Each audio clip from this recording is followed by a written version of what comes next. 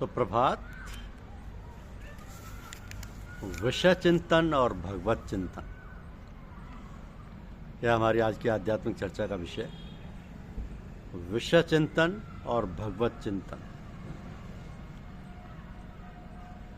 देखिए, हमारे पतन और विनाश का कारण है विषय चिंतन, तथा उत्थान और अमर पद की प्राप्ति का कारण है भगवत चिंतन। तो जब तक मन केवल विषयों का ही स्मरण करता है, तब तक पाप ताप से कभी छुटकारा नहीं मिल सकता।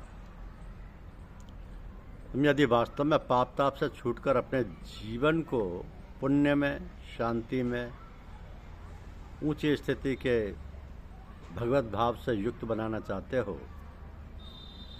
तो भगवान का स्मरण करो। जो मन भगवान के स्मरण से भरा है, उससे किसी भी कर्म के लिए जो प्रेरणा होती है वो विशुद्ध होती है, और उसके अनुसार होने वाला काम चाहे देखने में बहुत ऊंचा ना भी प्रतीत हो, तो भी वो होता है परम पवित्र और भगवान की पूजा स्वरूप। तो युद्ध जैसा कर्म भी भगवत प्राप्ति में हेतु हो जाता है, यदि यह भगवान के स्मरण से युक्त हो। इसी से तो भगवान ने अर्जुन से कहा है कि तुम सदा सर्वदा मेरा स्मरण करते हुए युद्ध करो।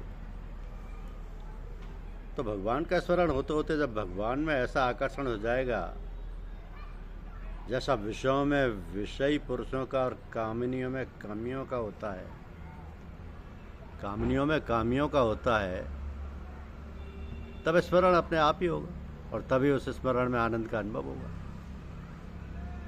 और जब तक वैसा नहीं होता, तब तक भगवान के गुण, प्रभाव, लीला, नाम आदि को सुन सुनकर उसमें मन लगाते रहो। अभी तुम्हारी चित्त वृत्ति व्याभिचारिणी हो रही है, क्योंकि उसने भोगों को ही आनंद देने वाला मान रखा है, और रात दिन वह उन्हीं के साथ रमण कर रही है। तो भगवान को छोड़कर जो भोगों के प्रति आकर्षण है, यही तो मन का व्याभिचार है।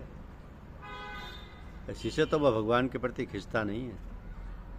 मन भगवान की ओर जाए, इसके लिए लगातार चेष्टा करते रहो। भगवान के गुण सुनो, उनके नामों का कीर्तन करो, सब कामों में भगवान का हाथ देखो, उनकी मंगलमयी मूर्ति का ध्यान करो, उनके भक्तों का संग करो, और उनके महात्म्य को प्रकट करने वाले ग्रंथों को बार बार पढ़ो। अपने मन को देखते रहो कि वो कितनी देर भोगों का चिंतन करता है और कितनी देर भगवान का।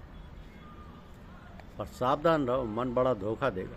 तुम समझोगे कि हमने उसे भगवान के चिंतन में लगा रखा है, किंतु वह छिपकर ऐसा भागेगा और इस प्रकार भोगों में रम जाएगा कि तुम्हें पता भी नहीं लगेगा। बार बार देखते रहो। जितना ही अधिक मन की ओर देखोगे, उतना ही वह शीघ्र वश में होगा। ज्यों ज्यों वो भागे, त्यों ही त्यों उसके खींच कर भगवान में लगाओ। उसके सामने भगवान के सौंदर्य, माधुर्य, ऐश्वर्य, आनंद, शांति और कल्याण में मंगल स्वरूप को बार बार रखो।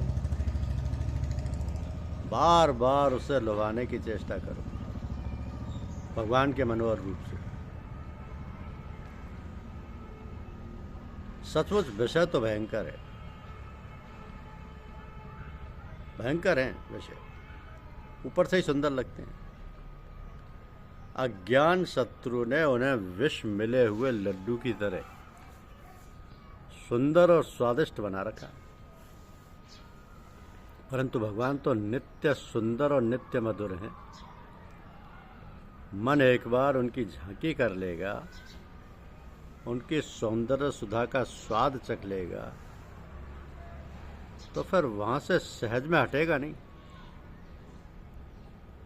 तो जिस दिन भगवान प्रेम पात्र बन जाएंगे तुम्हारे मन प्रेमी के, उस दिन सब कुछ आप ही ठीक हो जाएगा। चेष्टा करो और भगवान की कृपा पर विश्वास करके अपने को बार बार उनके स्वरूप समुद्र में डुबो देने का प्रयत्न करो।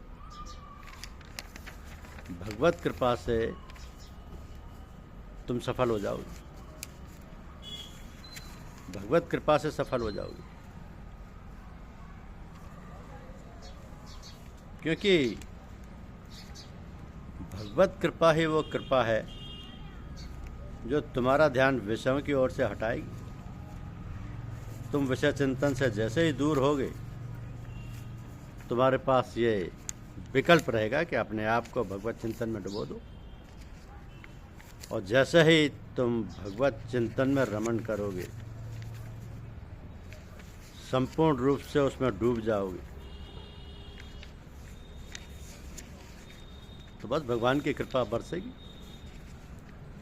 क्योंकि भगवत चिंतन ही भगवान का चिंतन है, और भगवान का चिंतन करने वाले पर ईश्वर की कृपा बरसती है। यही जीवन का सार है। धन्यवाद। YouTube चैनल को लाइक और सब्सक्राइब अवश्य कीजिए। शुक्रिया।